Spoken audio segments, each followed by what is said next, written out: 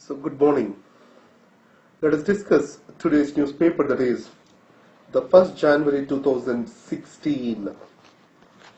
So I wish you Happy New Year and let us start the discussion today. So there is a good news and a bad news for the textile sector. One is related to the subsidy the government is offering on the capital investment to be made into the textile sector. So with regard to three types of textiles, that is apparel, garment and technology related textiles, the government is offering for 30% of subsidy on the capital investment, subject to a maximum ceiling of 30 crores over 5 years. On the other segments, there is a 10% subsidy on the capital investment to a maximum of 20 crores spread over the 5 years. But the spinning sector do not come into this particular plan of things. Already there are over capacities in this area. So the budget proposal also has few more plans, that is to decrease the duties, especially with regard to the man-made fibers. The current 12% duties will be reduced. So all these steps, do we think that they can improve our textile exports to from the existing 3.8%. And another mechanism to improve the cotton quality and availability of the cotton, the government is trying up something called as price deficiency payment system. So this price deficiency payment system, it means the farmers will be paid the difference between the minimum support price and the market price. So in that case, they are assured the minimum support price through the market means. This may improve the farmers' confidence in cotton growing areas. The next is related to the effluent discharge.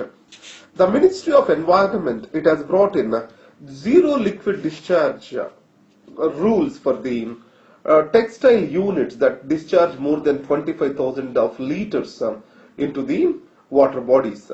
So they have to establish these zero liquid discharge treatment plants. Similarly, if they are in the clusters, so these clusters shall have a collective zero liquid discharge plants with regard to the various places such as Ludhiana, and in Tamil Nadu there is Tirupur. In these areas they have to have a collective zero liquid discharge. So because of this, the capital investment is bound to go up and it decreases the textile exports. So and other alternatives are also being considered, that is marine discharge. It means the liquid discharge will be sent into the sea.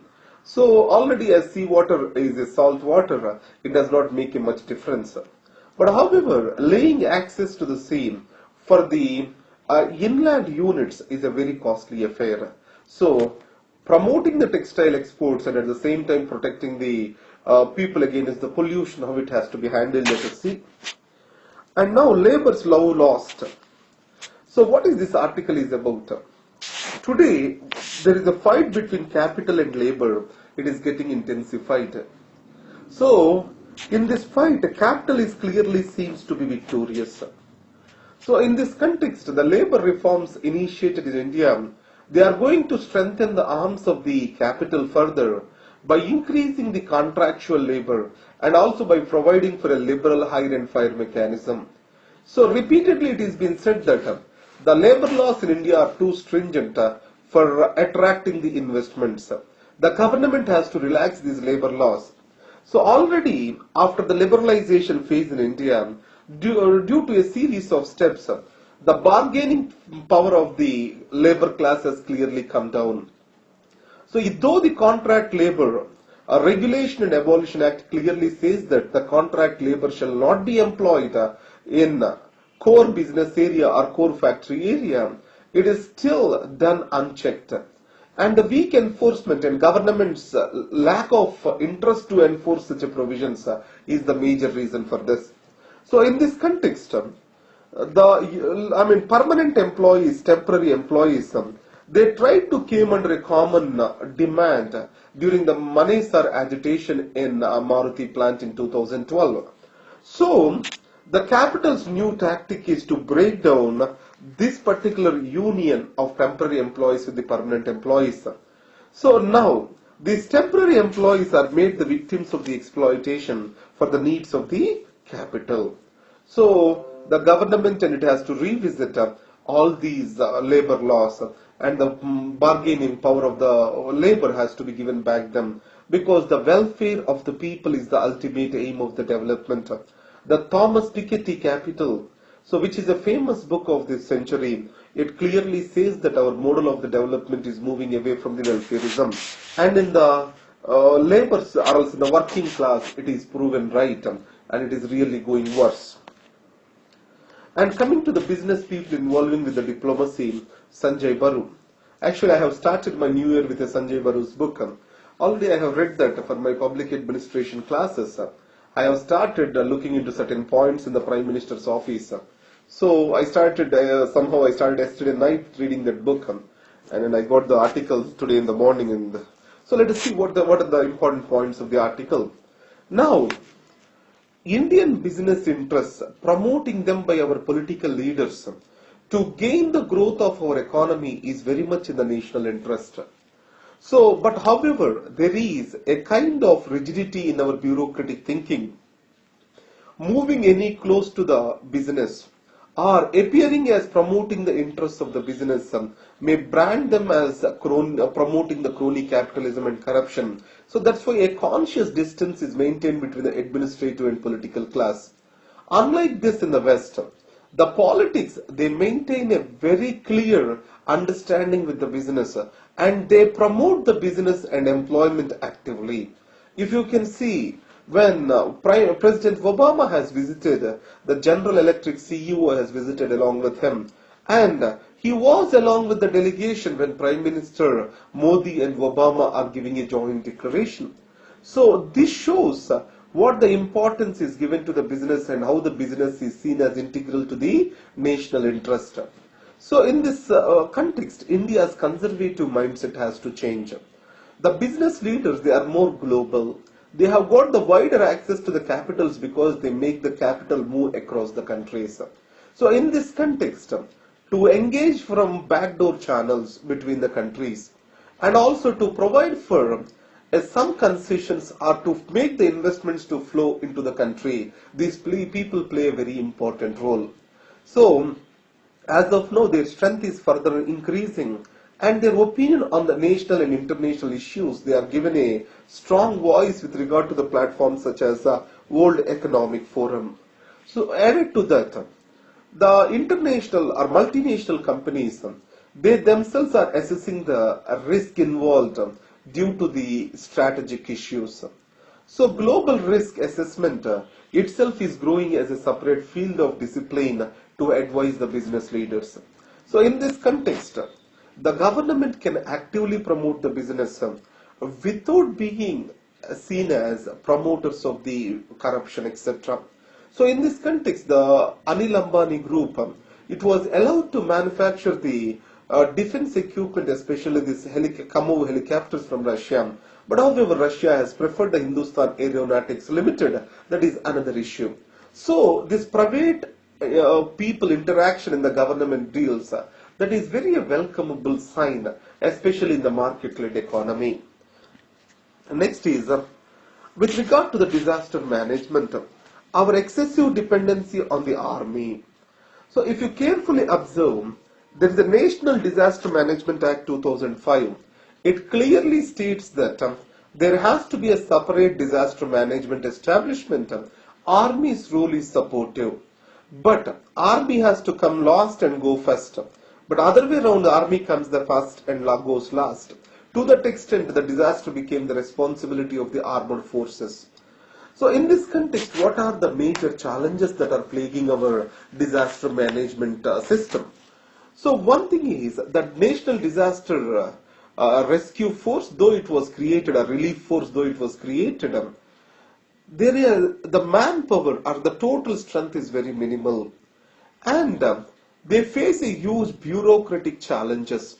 And there is no clear accountability mechanisms which are being set up. And these are the centralized forces.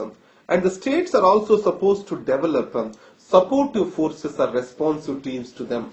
When a disaster comes, the first line of the defense has to be the state government's cutting edge functionaries. That is police, revenue officials, and local home guards, etc. But however, the states are not willing them to send them for the training. So the state engagement and training to the state officials in the disaster management plays an important role. And also, the role of engagement of the army has to be clearly defined. So army under what circumstances it has to be called, and what shall be classified as the national calamities, and army's role in those national calamities, we have to define them. So then only there will be some learning towards the states. In this context, the state disaster response force created by the Odisha, it needs some applaud, or else it's perfectly is able to rescue the many people in last year's cyclone too. So in this context, the Andhra Pradesh, Tamil Nadu and many other states in South India have to learn from this particular Orissa experience. And free basics, in the yesterday's video, that is 31st December, I have clearly covered on the free basics. So free basics, it claims that it is improving the access to the internet for the poor, but there are hidden business interests where it is trying to take the control over the data of the people, and also it wants to act as a gatekeeper to the flow of the internet traffic. Though it says that it is giving the universal access, it is not giving the access to the universal information or public information on the internet. So in that way, it is going to decrease the agency or the decision making ability of an individual, and it is going to decide for him what he has to watch and what he shall not watch. So in that way, it is going to affect the net neutrality. So if we have to improve the internet access, that is very much the responsibility of the government or the market forces. If you carefully observe across the West, the reduction in cost and increase in affordability has improved the access to internet. India can be no different to this. So the penetration has to be improved through the involvement of the state. And location too matters for growth. If I see this article, you can clearly understand, if you can see this, the first thing is, the community is an important factor with regard to the sex ratio. So the Sikhs, they have a lowest sex ratio, followed by Jains. But Muslims and Christians, they have a fairer sex ratio. But this fairness also has a strong regional bias. The Muslims and Christians in the Haryana and Punjab, there they again have a very less sex ratio. So both community and locality, these are influencing the outcome of the sex ratio.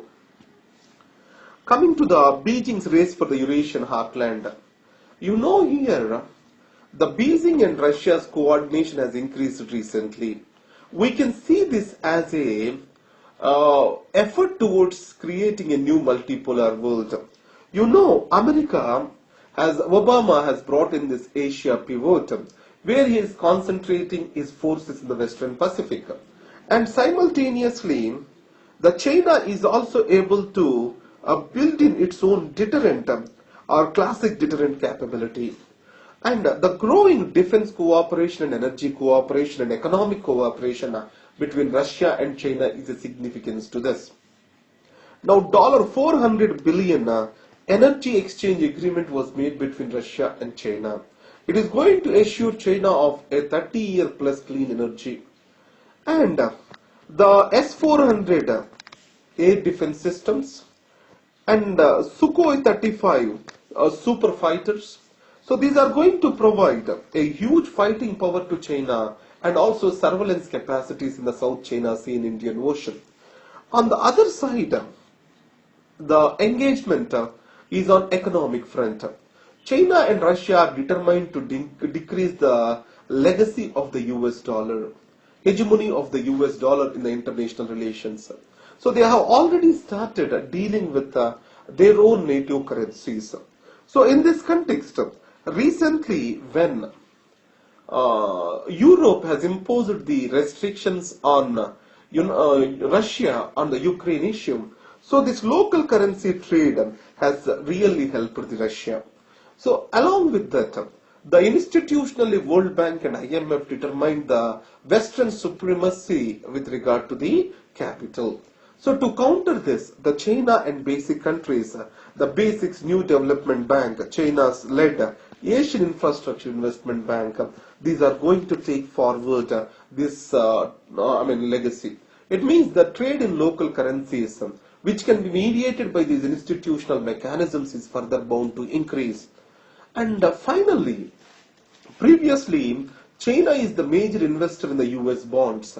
Now, China wants to create the growth corridors across the Asia and Europe. So, it is heavily investing in development of infrastructure. That is, it is building One Belt, One Road initiative, and it has made the liquidity available through various mechanisms, especially the 40 billion Silk Road Fund, the AIB, NDB of BRICS, and China's own policy banks. All this will provide for the necessary finances to this.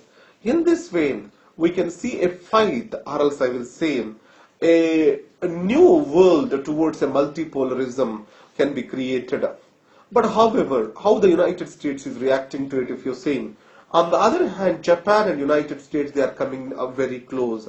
Already Japan passed the security agreements where it has shunned its pacifist role, and it is going to intervene if necessary on outside the boundaries of the Germany, or outside the borders of, Japan, outside the borders of Japan. So engagement is increasing with Japan for the United States of America. So the Japan, US also want to pull India into the democratic framework. So the Shinzo Abe's this quadrant of India, Japan, Australia, United States, a democratic quadrangle, so it has to counter the growing China, is a great reflection of this. These are the important articles for today. Sorry, actually, today I had the class in Hyderabad at 7 o'clock in the morning. So normally I keep 7 to 7:30 in between to record. Somehow I was unable to manage. For sure from tomorrow again I will upload it early in the morning. And I wish you a happy new year. And I made some commitments this year. I will upload videos very regularly. And second thing is, at least I have to write answers, 2 answers daily myself. That's what is the commitment which I made for myself. So, if you also have such a commitment, I'll be happy to share my answers with you. So more you write, I will also write. More I write, I'm also expecting you to write. So, I'm going to write 2 answers every day, and hope you will also start writing the answers. And thank you very much. All the best.